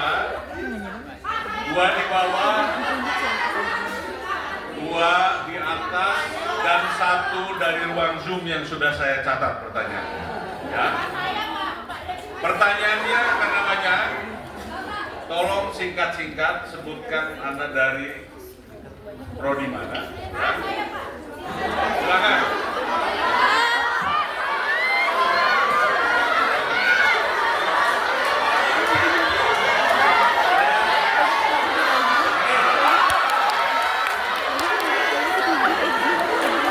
Satu laki-laki. Yang paling pojok pakai alma mater. Ya.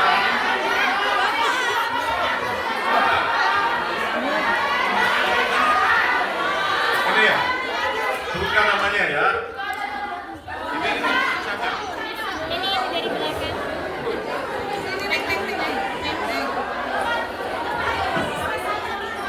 Seumur-umur jadi moderator baru berdiri gini. Terima kasih atas kesempatannya. Selamat pagi Pak Anies. Saya Nisa dari Pendidikan Bahasa Inggris. Tadi terima kasih Bapak sudah dapat tanda tangannya untuk alumni Bina Antar Budaya.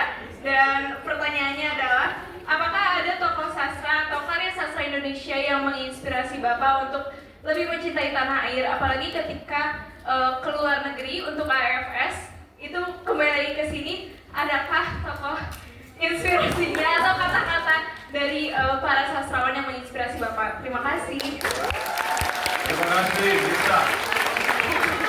Pertanyaan kedua yang dari ujung sana, laki-laki itu pakai jaket alma mater. Silakan. Baik, terima kasih atas kesempatannya Bapak.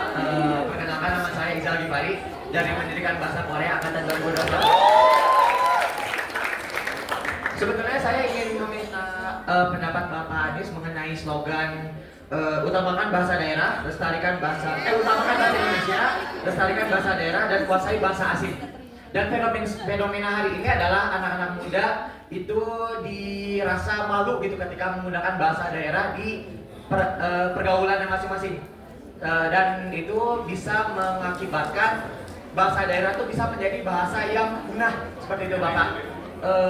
Menurut Bapak bagaimana mengenai fenomena itu?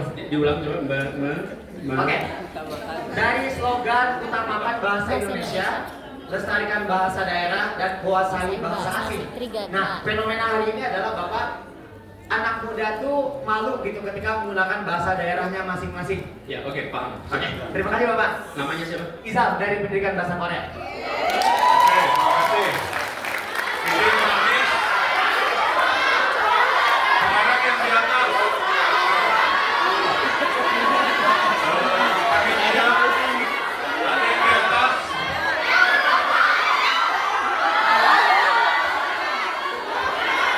Mikrofonnya ada di atas. Baik. Ini yang karena yang menulis besar tulisan Pak Anies we love you. Nah itu saya pilih. Siapa itu ya? Yang ini sebelah. Satu lagi yang baju hitam silakan. Silakan.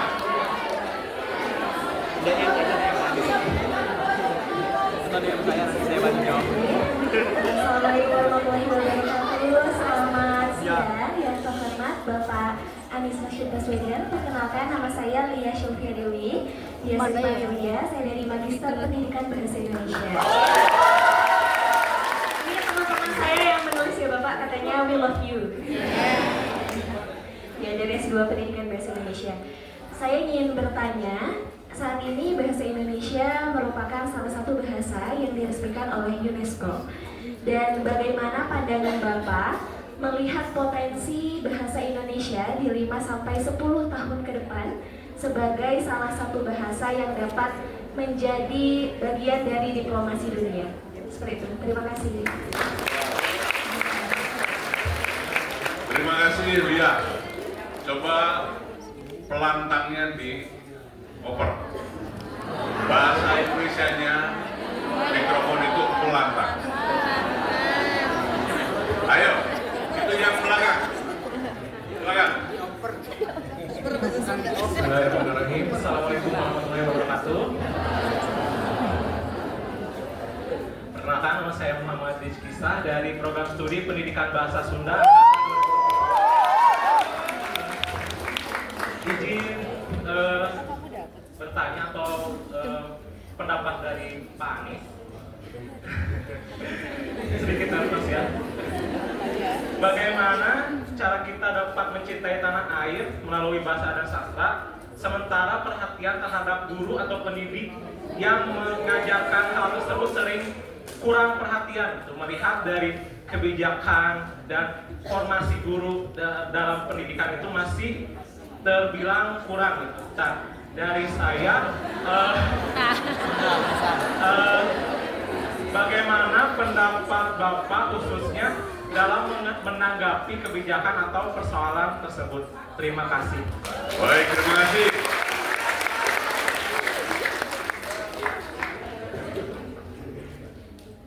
Yang ini, Mbak Lia. Dan itu pertanyaannya tentang bahasa Indonesia sekarang menjadi salah satu bahasa UNESCO. Ada 11 bahasa resmi di UNESCO yang sumbernya di Paris. Tapi kita belum jadi bahasa PBB ya, baru jadi bahasa UNESCO. Dan pertanyaannya, bagaimana pengembangan ke depan kira-kira? Apakah bisa jadi bahasa PBB, kurang lebih ke sana ya? Baik, Manis izin ada saya ambil dari puluhan pertanyaan di Zoom. Ini salah satu pertanyaannya kami ambil sebagai sampel saja ya, mewakili hampir 1.000 peserta yang melalui Zoom. Pertanyaannya Pak Anies yang di Zoom ini sampel kita ambil pertanyaannya. Bagaimana membuat bangsa Indonesia, terutama generasi muda, bangga menggunakan bahasa Indonesia? Tadi saya lupa yang bertanya namanya siapa itu karena saking banyaknya. Tapi pertanyaannya itu. Baik, ini ada 5 pertanyaan. Apa perlu saya ulang lagi, Pak? Cukup ya. Dan ya. nanti kalau ada yang kelewatan Pak, dan ingetin pada saya. Siap. Ya.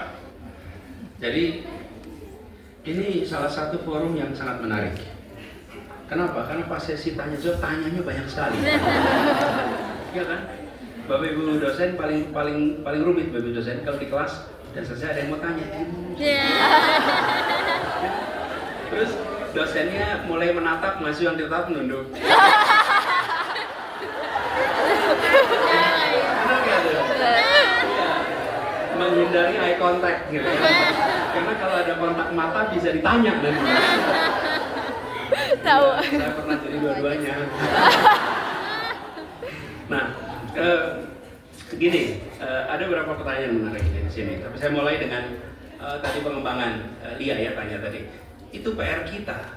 Ketika bahasa Indonesia disandingkan dengan bahasa-bahasa lain di dunia, mereka tanya lemanya berapa. Nah, ketika ditanya lemanya berapa, lalu bagaimana kita bisa mengatakan ini layak? Teman-teman sekalian, kalau kirim 5 foto, ada yang reguler, ada yang HD kan? Iya. HD itu artinya apa? HD.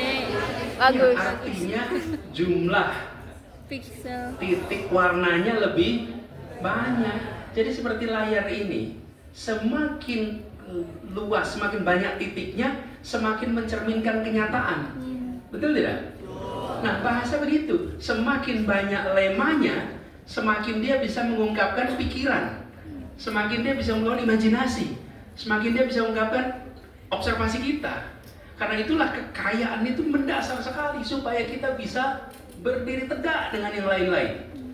Jadi di hari ini, alhamdulillah kita dalam waktu yang singkat kemarin sudah berhasil melompat menjadi 100. Jadi kita kompet terus nih. Kalau bisa jadi 200.000, 250.000, 300.000, kita bisa ke sana. Kenapa? Karena kekayaan bahasa daerah kita yang luar biasa. Kalau tidak salah, tadi yang saya tanya kata jatuh itu, dalam bahasa Sunda itu kalau tidak salah 24 lema untuk kata jatuh, tergantung sebab dan hasil. Betul ya? Betul? Iya. Nah, ini kita melihatnya seperti unik, tapi sebetulnya inilah kekayaan kita, apalagi yang lain-lain. Tadi Pak Prof Dadang menunjukkan bagaimana kita menyebut apa alatnya namanya? Pelantang. Jadi, Bapak sekalian banyak sekali. Jadi, menurut saya ini dorong pengembangan itu ya, supaya kita bisa setara dengan bahasa-bahasa yang lain. Lalu tentang guru bahasa, saya rasa semua guru perlu perhatian soal kesejahteraan yang sangat serius. Bukan hanya guru, bahasa dan sastra. Tapi saya ingin berpesan kepada guru bahasa dan sastra, jadilah guru bahasa sastra yang menyenangkan. Karena seorang siswa itu suka pelajaran bukan karena bukunya, tapi karena banyak yang tidak suka pelajaran matematika, tidak suka pelajaran fisika. Kenapa? Gurunya. Ya pokoknya harus jadi guru yang menyenangkan dah ini. Yang pada sekolah di sini ya. Jadi bahasa dan sastra juga begitu. Jadilah guru bahasa dan sastra yang kreatif, yang inovatif. Tapi kesejahteraan ini, kalau negara memikirkan kesejahteraan guru, maka guru memikirkan pembelajaran bagi siswa. Kemudian tadi Bung Izal ya, mengutamakan bahasa Indonesia, melestarikan bahasa daerah dan menguasai bahasa. Kalau saya boleh usul, diksi ini diubah dikit, walaupun ini undang-undang. Sebagai apa? Mengembangkan bahasa Indonesia. Karena bahasa Indonesia harus dikembangkan. Jangan hanya mengutamakan, harus dikembangkan. Kita mengutamakan penggunaan bahasa Indonesia, tapi bahasanya tidak diperkaya, sama aja. Sama dengan bahasa daerah. Bahasa daerah dilestarikan juga baik. Tapi kalau dilestarikan, seakan dia warisan masa lalu saja. Maka budaya dan bahasa bukan hanya dilestarikan, dikembangkan. Bahasa daerah juga dikembangkan. Nah, yang ketiga, menguasai bahasa. Saya usul menguasai bahasa antar bangsa. Apa bedanya bahasa asing dengan bahasa antar bangsa? Kalau bahasa asing itu bukan bahasa kita. Kalau bahasa internasional atau bahasa antar bangsa itu bahasa yang digunakan percakapan antar bahasa. Myanmar itu bahasa asing, tapi bukan bahasa internasional. Bahasa Thailand itu bahasa asing, tapi bukan bahasa internasional. Jadi saya usul menguasai bahasa antar bangsa. Kalau punya tanda tangan langsung diubah tuh, Pak. Kode. Lalu ada pertanyaan tentang siapa penulis-penulis yang apa ya menginspirasi. Kalau boleh saya sampaikan, ketika masa tumbuh berkembang, saya suka dengan tulisan-tulisan yang klasik. Tulisan klasik itu saya baca, saya ingat terus yang disebut sebagai Tenggelamnya Kapal oleh Hamka, kemudian Siti Nurbaya, kemudian jadi Marah Rusli, kemudian Sultan Takdir, Buya Hamka, dan puisi. Saya tuh kuat sekali kedekatan tulisan-tulisan puisi-puisi Taufik Ismail. Taufik Ismail itu menginspirasi, dan ini pengalaman ketika pertukaran pelajar. Saya pertukaran pelajar SMA ke Amerika, pulangnya dijemput oleh Taufik Ismail. Lalu kami 20, kalau tidak salah 27 anak SMA dari Indonesia. Pulangnya dijemput oleh Pak Taufik Ismail, kami juga Kak Taufik. Di perjalanan pulang, beliau minta kepada kita semua yang ada dalam pesawat itu untuk menulis puisi tiap siswa itu. Saya nulis puisinya di situ, pada perjalanan pulang. Dan puisi-puisi Taufik Ismail itu menginspirasi terus. Nah, ini sekarang sedang ramai Gaza. Teman-teman nanti boleh habis ini Google puisi judulnya Palestina, Bagaimana Bisa Aku Melupakanmu. Anda baca puisi itu. Itu kalau baca puisi itu bulu kuduk kita berdiri. Itu dahsyat puisinya.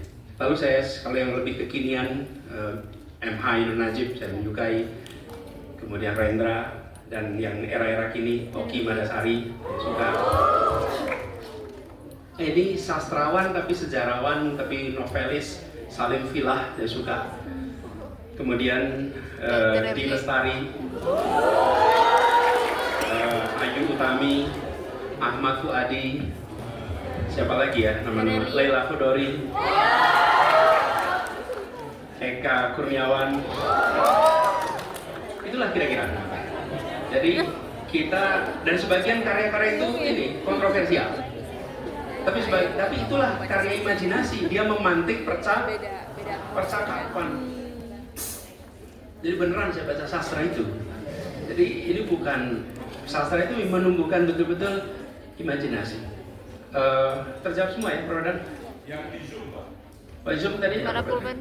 Yang di Zoom pertanyaannya bagaimana membuat bangsa ini pakai pelantang. Maaf, Pak. Pertanyaan di Zoom, bagaimana membuat bangsa Indonesia, terutama generasi muda, untuk bangga menggunakan bahasa Oh, ya. Indonesia? Ya, bahasa Indonesia ini seperti saya katakan tadi, harus kita tempatkan sebagai bahasa yang terbuka untuk dikembangkan. Jadi bagi anak-anak muda, banggalah bila bisa menambah lema bahasa Indonesia. Gunakan itu, dan kita yang lebih senior jangan suka menghukum anak muda yang menggunakan lema-lema yang baru dengan kata-kata itu bukan bahasa Indonesia yang baik dan benar. Tapi izinkan mereka tumbuh. Jadi bahasa Indonesia lebih dicintai karena saya menjadi bagian dari yang memiliki. Saya bisa menambah diksinya, bukan hanya penerima warisan bahasa, tapi pengembang bahasa. Menurut saya itu salah satu cara untuk kita bisa bangga mencintai bahasa Indonesia kita. Dan siap loh Ibu sekalian bahasa Indonesia itu. Jadi sekali lagi, dia bukan hanya sebagai alat komunikasi, dia ekspresi identitas. Dan dia hasil persenyawaan yang luar biasa dahsyat. Jadi buat teman-teman muda, bersyukurlah itu. Saya rasa terjawab ya, Pak. Terjawab, Pak. Terima kasih, tepuk tangan untuk semua jawaban debatnya.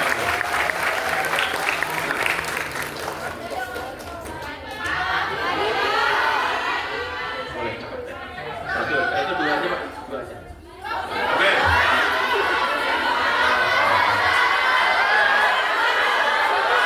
Baik, Pak Anies, meskipun waktunya mepet, berkenan membuka termin kedua tapi dengan 2 pertanyaan saja.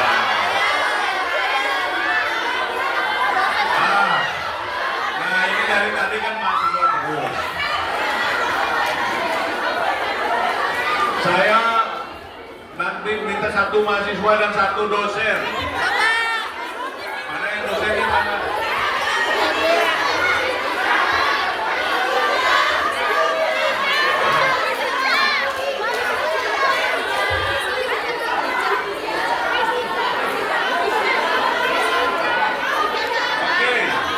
Dosennya dulu. Ini Ibu Anissa.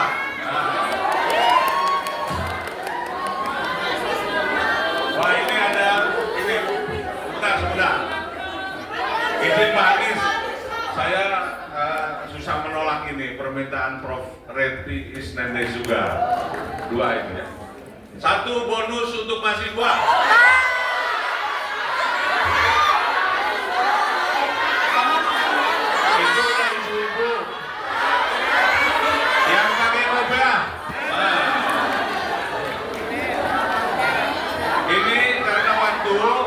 Mohon jawabannya, pertanyaannya cepat-cepat ya.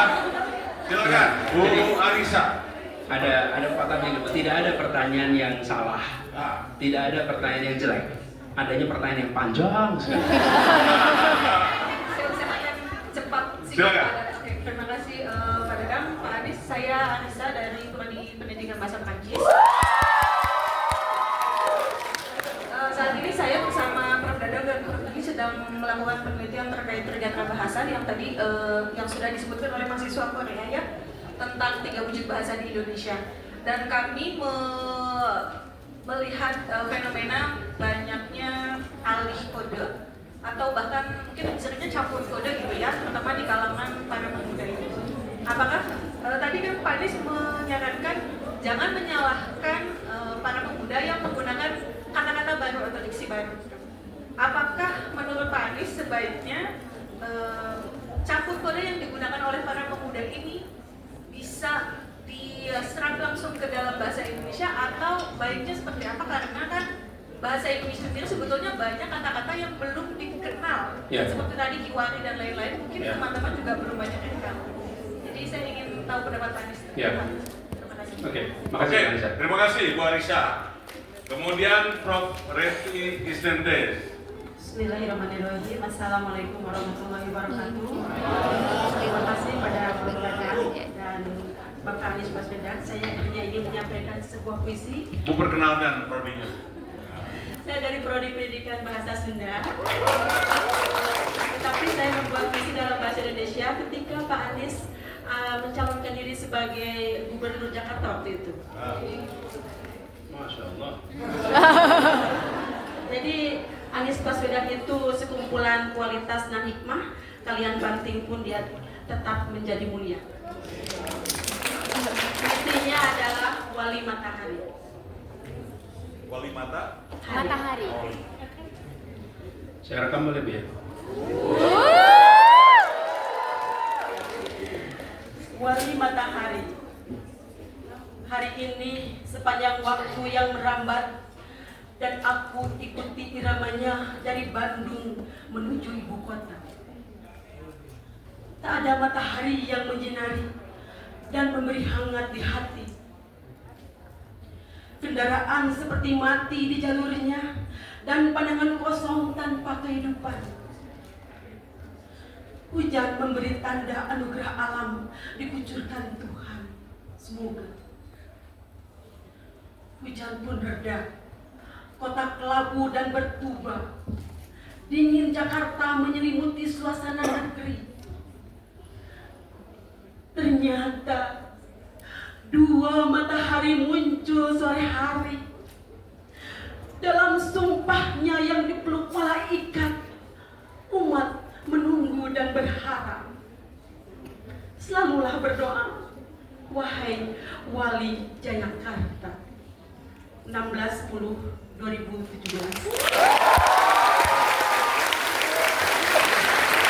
Terima kasih. Saya pernah bertemu dengan beliau di ITB tahun 2011 dan mengikuti sepak terjang beliau. Iya, terima kasih Prof. Reni. Satu lagi saya akan menyampaikan. Saya sulit membayangkan menjawab pertanyaannya gimana nanti. Saya ingin menyampaikan buku sajak saya yang mendapatkan hadiah sasaran Cage waktu itu untuk Ibu Alia melalui Bapak karena bahasa Sunda. Oke, baik. Nanti disampaikan Bu. Ya. Ini karena waktu, tadi siapa ya? Satu lagi. Oh, ini kan pakai komen. Nah. Bismillahirrahmanirrahim. Assalamualaikum warahmatullahi wabarakatuh. Berang menterang nganyam hihit. Awena di Purwakarta. Nepangkeun sim kuring walid hatur salam sadayana. Saya Wali Muhammad Taufik dari program studi pendidikan bahasa Sunda. Sebelum bertanya, Pak, saya izin menyampaikan salam dari Umi, ibu saya. Saya meminta izin juga ya sebelum kesini. Pertanyaannya tidak panjang, Pak. Saya ingin bertanya, kan Bapak sekarang saya amati banyak mengunggah begitu video-video tentang ulasan buku begitu ya. Oh, iya. Dan itu sangat menginspirasi begitu ya.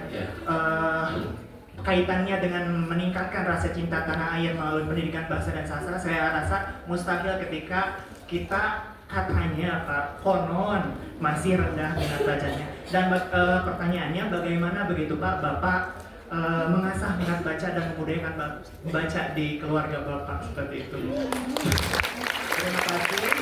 Terima kasih. Ada sindiran lagi Pak, satu lagi. Apa? Sindiran lagi. Sindiran. Purwakarta tempat endah. Tongali ngagale simping. Kasep. Atur nuhun pisan Abah bagea wilujeng sumping. Ternyata di termin kedua ini yang bertanya tiga-tiganya anak Abah. Baik, silakan Pak Anies, ini 3 pertanyaan yang sangat menarik. Rasanya nggak pengen selesai dari UPI ini.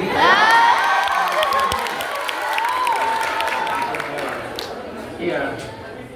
Gini, pertama, Bu Anissa ya tadi, gimana dengan bahasa-bahasa anak-anak ini semua? Menurut hemat saya, badan bahasa harus terbuka. Karena kan kita memiliki pemegang otoritasnya, namanya badan bahasa. Badan bahasa ini yang kemudian mengundang mereka nih anak-anak muda, kira-kiranya nih nyalakan radar di sosial media, sehingga ungkapan-ungkapan anak-anak muda di sosial media itu ditangkap oleh badan bahasa. lalu diserap menjadi bahasa Indonesia melalui proses yang benar. Sehingga ketika dia masuk di KBBI, maka dia menjadi bagian dari bahasa Indonesia yang melalui metode yang benar. Jadi jangan sampai begini, di anak muda digunakan, negara nggak mengakui. Di anak muda digunakan, pemerintah nggak mengakui. Hanya karena kita tidak terbuka. Menurut saya, kita harus buka itu. Nah, karena ada prosesnya, ada metodenya, maka insya Allah hasilnya bisa dipertanggungjawabkan. Kami aktif. Jadi waktu itu kami mengusulkan. Ini tadi sambil saya ngomong, saya teks ke tim di sana, saya minta didaftarkan beberapa. Ini masih ingat nih. Ada Ratangga. Ratangga itu kereta api. Ratangga itu kan dulu kereta kencana ya. Lalu Moda Raya Terpadu, Cakra Selaras Wahana. Ini ada namanya Lintas Raya Terpadu. Lintas Raya Terpadu itu hub. Kalau transportation hub, itu namanya Lintas Raya Terpadu. Lalu sungai yang di sampingnya dibuat waduk, itu kita sebut namanya ruang limpah sungai. Untuk menahan air, namanya ruang limpah. Karena di dunia hanya ada 3. Netherlands, Singapura, Jakarta. Nggak ada tempat lain yang menggunakan metode seperti ini. Kemudian rusun. Rumah susun itu menjadi kampung susun. Karena itu adalah sebuah perkampungan, bukan? Dan sekarang kita gunakan kampung susun Bayam, kampung susun akuarium, lalu shelter. Dulu Jakarta tuh banyak shelter. Jadi namanya Huntara, hunian sementara. Jadi ini adalah contoh-contoh, tapi itu semua kita masukkan badan bahasa, jadi menjadi bahasa yang resmi, gitu ya, Bu Vanessa. Dan kita jangan khawatir untuk keterbukaan ini nantinya salah arah, tidak. Selama ada badan yang memegang otoritas dan prosesnya dijalani dengan benar, insya Allah bahasa Indonesia malah jadi lebih kaya dan anak-anak muda bangga menggunakannya. Bapak sekalian, salah satu hal yang menarik ya, Bapak Ibu, kekayaan bahasa itu lintas waktu kadang-kadang bergeser. Kalau kita coba Bapak Ibu baca tulisan Ki Hajar Dewantara tahun 30-an, tahun 20-an, itu kosakatanya beda sekali dengan kosakata pendidikan hari ini. Beda sekali. Tapi itu menggambarkan perjalanan. Nah, jangan sampai bahasa Indonesia itu stagnan gitu. Tapi kita harus memperkaya. Prof, terima kasih puisinya. Itu ditulis 16 Oktober 2017, itu hari pelantikan. 16 Oktober, terima kasih. Dan nanti titipannya saya sampaikan ke Ibu. Kemudian Bung Taufik, salam balik buat Ibu ya. Walid. Pertanyaannya nih, bagaimana minat baca? Minat baca harus ditumbuhkan. Tapi kalau boleh saya usul satu lagi yang lebih penting. Daya baca. Minat baca kadang-kadang tinggi, tapi baca WA. Betul, bangun tidur baca, bangun tidur tulis, tapi tulis WA. Nah, WA pun kalau agak panjang skip. Betul tidak? Nah, jadi usul saya daya baca, karena daya baca itu membuat kita punya stamina di dalam membaca dari depan sampai belakang. Saya merasakan pada saat saya kuliah dulu di Jogja, saya merasa saya suka baca. Ketika saya melanjutkan kuliah master, doktor, baru saya merasa ternyata daya baca yang saya anggap saya punya daya baca itu amat rendah. Ketika belajar ilmu sosial, barangkali teman-teman sekalian yang mengambil PhD juga merasakan, ilmu sosial itu seminggu 1.300 sampai 1.600 halaman yang harus dibaca. Dan itu merupakan ujian stamina baca. Apa yang kemudian terjadi? Dilatih untuk baca. Nah, saya merasa beruntung ibu dan ayah dulu seorang pendidik. Saya diarahkan tanpa merasa. Saya ini sukanya main sepeda. Sukanya sepedaan. Tapi dilarang sepedaan di luar kampung. Di luar kampung itu artinya hanya boleh di jalan tanah. Kalau ke jalan aspal nggak boleh. Dulu indikatornya kampung itu kalau tanah, jalan kampung nggak boleh ke aspal. Dan saya ingin sekali ke aspal.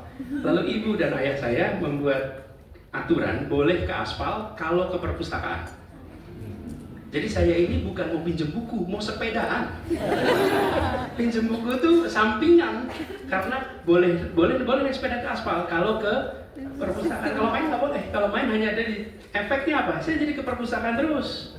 Saya aja tidak sadar kalau lagi dilatih, tapi nggak sadar. Ini kan yang saya sebut tadi, diarahkan tanpa merasa.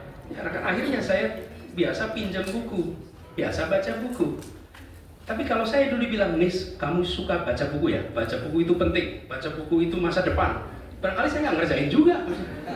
Nggak ngerjain juga, karena itu tadi. Yang kedua, berikan kebebasan untuk membaca. Jangan bacaan itu ditentukan oleh orang tua, tapi biarkan anak-anak membaca yang disukai. Menurut saya hari ini banyak sekali teknik-teknik yang bisa dipakai. Tapi yang penting biasakan. Taruh buku di ruang tengah rumah. Buku apa saja, taruh buku di situ. Biarkan nanti mereka, anak-anak itu tanpa sengaja baca. Taruh majalah di ruang tengah, nanti mereka baca. Jangan buku dan itu disimpan di tempat-tempat yang tidak mudah dijangkau. Buku itu selalu ada di tempat yang bisa dijangkau oleh semua. Lalu yang ketiga, mereka harus lihat orang tuanya baca. Orang tuanya, bapak ibunya baca, bapak ibunya nggak baca, bapak ibunya nonton TV. Kamu belajar ya, baca ya. Nyalain TV lagi. Bapak ibunya Netflix, anaknya suruh cerpen, ini nggak bisa. Bener ya? Ya bapak ibunya harus baca supaya anaknya baca. Ini hal yang sederhana sekali. Bapak ibu sekalian, sesungguhnya banyak yang pengen diobrolin lagi. Tapi waktu, insya Allah nanti ini bukan perjumpaan terakhir. Kita ketemu lagi. Terima kasih sudah diberi kesempatan untuk silaturahmi di sini. Bu Dekan, makasih banyak. Pak Rektor, Pak Prof. Bunyamin, makasih, dan semua yang hadir.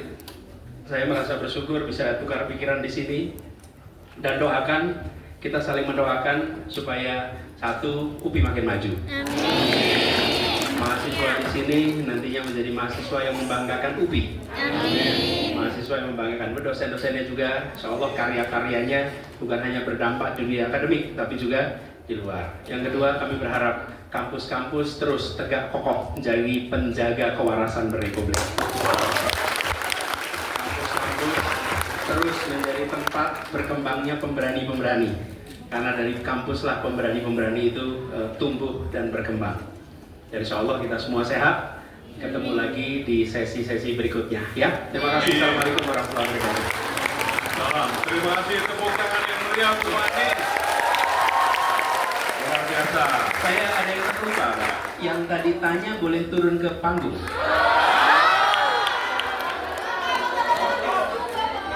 Yang tadi tanya boleh turun ke panggung. Yang tadi bertanya di atas, silakan di sini. Jadi, nah ini ada buku nih. Bukunya diberikan kepada yang tanya tadi. Nanti ada sisanya Pak Prof. Dadang lah yang menentukan berikan siapa. Sambil nunggu teman Anda turun, ini kan, ya, Pak Anies ini daya bacanya sangat kuat dari orang tuanya. Nah, tadi saya lupa mengatakan, kakek buyut beliau itu adalah seorang pahlawan nasional. Nah, nama lengkapnya Pak Abdurrahman Baswedan. Jadi jangan kaget ya. Alhamdulillah tadi kita banyak ini ya. Ini orang bahasa kan ya. Pak Anies dari tadi bilang kata lema. Banyak yang tidak tahu lema ya. Lema itu kosakata yang ada dalam kamus namanya lema. Ya. Nah, sambil nunggu Pak Anies tanda tangan, ini tadi tentang kebanggaan bahasa negara kita itu harus betul ya. Di Bandung itu hati-hati kalau ada apartemen baru, biasa suka ngasih namanya gaya-gaya, Inggris semuanya. Inginnya Bandung Riverview jadi gaya. Kalau di bahasa Indonesia kan sebetulnya Bandung Riverview apartemen, sebetulnya apartemen Bandung pinggir kali. Jadi biar gaya. Tapi jangan malu dan tetap bangga berbahasa negara kita. Ya, yang paling risih itu kalau menulis rupiah ditulis IDR. Nah itu. Ya.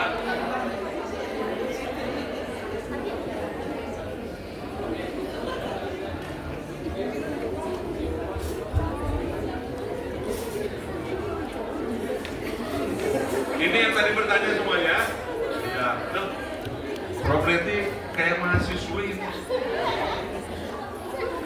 Masih muda tuh.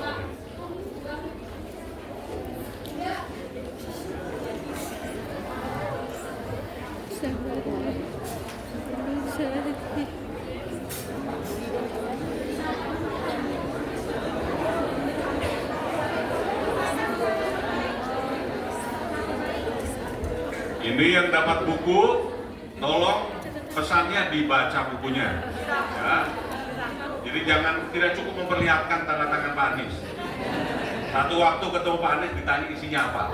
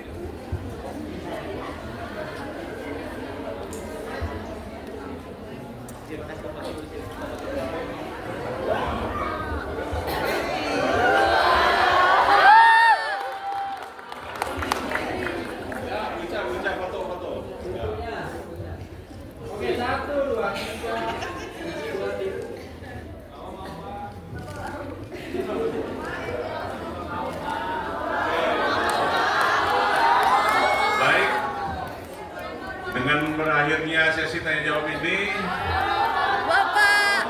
tugas saya sebagai moderator sudah selesai. Mohon maaf atas segala kekurangannya dan saya kembalikan kepada panitia. Assalamualaikum warahmatullahi wabarakatuh.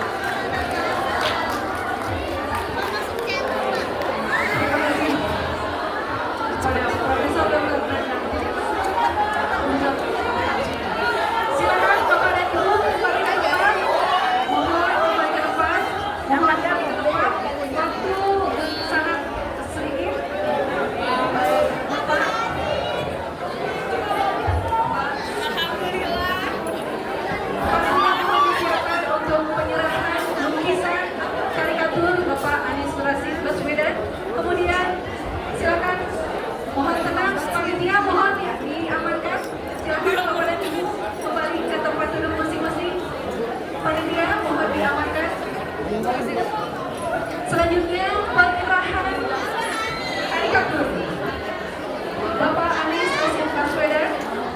Silakan Bapak Walet, Wakil Rektor Bidang Riset Usaha.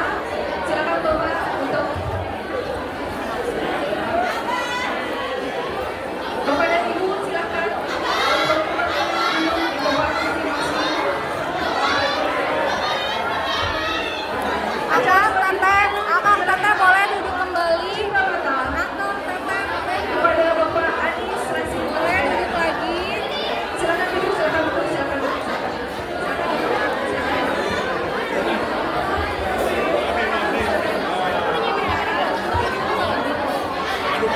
Boleh duduk lagi ya, acara masih berlangsung ya. Bapak silakan. Untuk selanjutnya penyerahan. Foto. Untuk selanjutnya penyerahan karikatur. Silakan menerima penghormatan dari kami penandatangan. Mohon dapat dibuka, Bapak.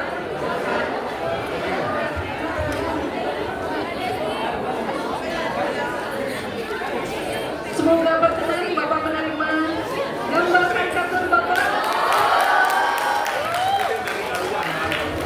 dari bahan kertas daluang.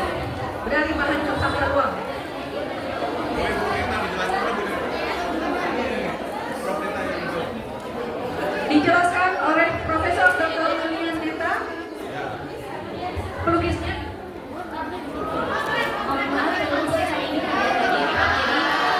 Kertas ini dibuat dari pohon sae, jadi dibuat secara tradisional dengan direndam dan dipukul-pukul. Setelah kering dibuat setipis mungkin dan ini bisa digunakan sebagai pengganti kanvas begitu, Prof. Jadi ini menjadi bagian dari heritage dan pelukisnya adalah salah satu dosen dari Prodi Fakultas Pendidikan Seni dan Desain, Ibu Yulia. Ya. Ya,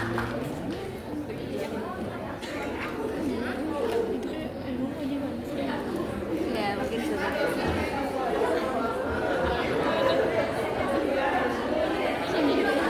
Bapak, untuk selanjutnya penyerahan sertifikat diserahkan oleh Ibu Dekan FPBS UPI. Untuk selanjutnya penyerahan cenderamata diserahkan oleh Prof. Dadan, silakan. Mohon berkenan untuk menyerahkan cenderamata diserahkan oleh Prof. Dadan.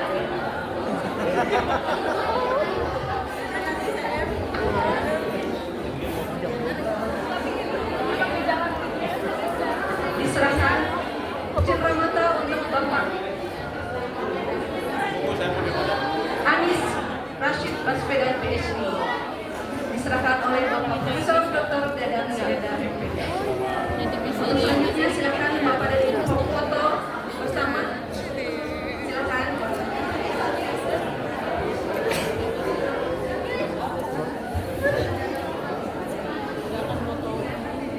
Baik.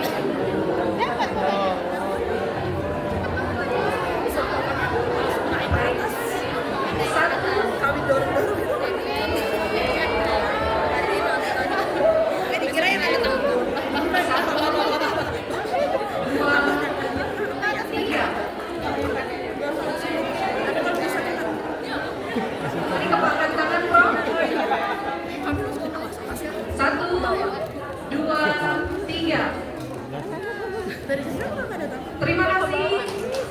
Mari kita tepuk tangan yang luar biasa untuk pemaparan materi pada hari ini. Terima kasih juga saya sampaikan kepada Profesor Dr. Dadan Sumendar yang telah memandu sesi pemaparan narasumber. Terima kasih banyak kepada narasumber kita hari ini, Bapak Anies Rashid Baswedan yang telah luar biasa memberikan materi secara bermanfaat kepada para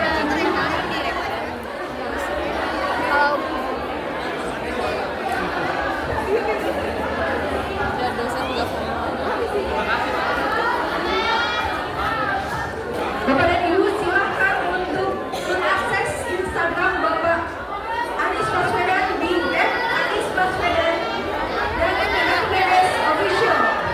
Ikuti dan bagikan.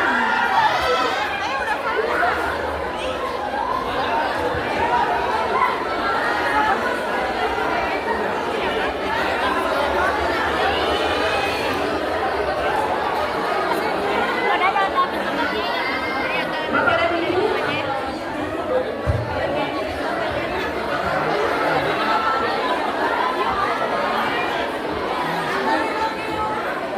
silakan mengakses Instagram dari Bapak Anies Baswedan di @anisbaswedan dan mohon diklik dan ikuti di Instagram FPBS Official.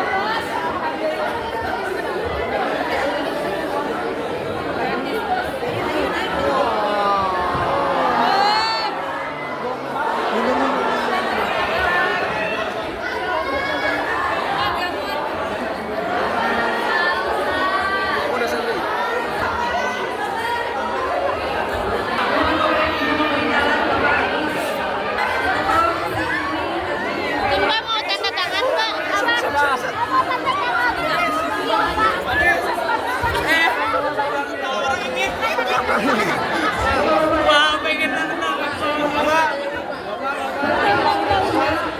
Kuliah umum bertajuk meningkatkan rasa cinta tanah air melalui pendidikan bahasa dan sastra dengan sumber yang bermanfaat. Baswedan PhD, Moderator Profesor Dr.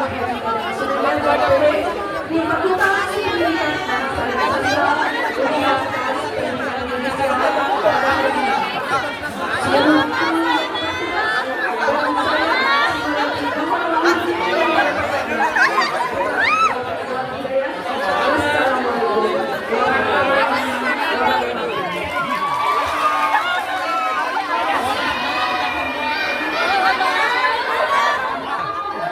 Terus Bapak dan Ibu,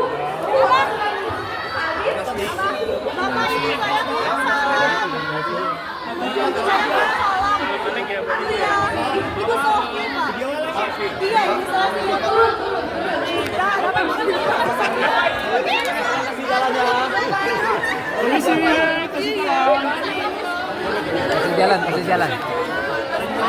Kasih jalan, Kak. Tidak, tergerak. Hei, tolong kasih jalan, tolong silakan. Sambil keluar silakan. Takut nih. Silakan maju sambil keluar.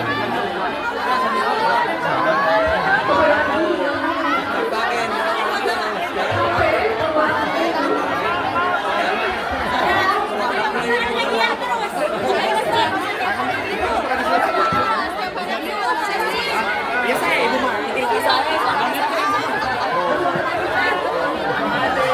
Temennya.